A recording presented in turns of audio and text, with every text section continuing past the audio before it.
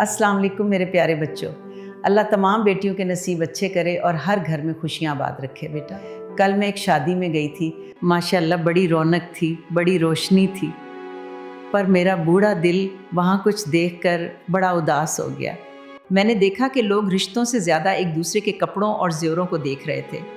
दस्तरखान पर इतना खाना था कि देखकर आंखें खुली रह जाएं। अफसोस इस बात का था कि जितना खाना प्लेटों में था उससे ज़्यादा कचरे में जा रहा था। बेटा, एक तरफ वो बाप था जो अपनी ज़िंदगी भर की कमाई उसे एक रात में लुटा रहा था ताकि लोग वाह वाह करें, और दूसरी तरफ वो लोग थे जो खाने में नमक कम होने पर बुराइयां कर रहे थे।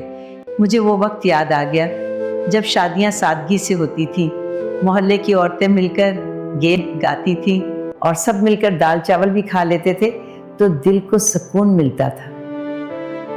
याद रखो मेरे बच्चों, याद रखो, शादी नाम है दो दिलों के मिलने का, नुमाइश का नहीं। हम जितना ज़्यादा दिखावा करते हैं उतनी ही बरकत रुखसत हो जाती है। किसी गरीब की बेटी की शादी में मदद कर देना इस लाखों रुपए के पटाखों और सजावट से 1000 गुना बेहतर है। रिश्तों को मोहब्बत से जोड़ो, पैसों से नहीं। जो खुशी सादगी और अपनों के खुलूस में है वो उन महंगे हालों और मसनूई रोशनियों में कभी नहीं मिल सकती। क्या आपको भी लगता है कि आजकल की शादियों में सादगी ख़त्म हो गई है?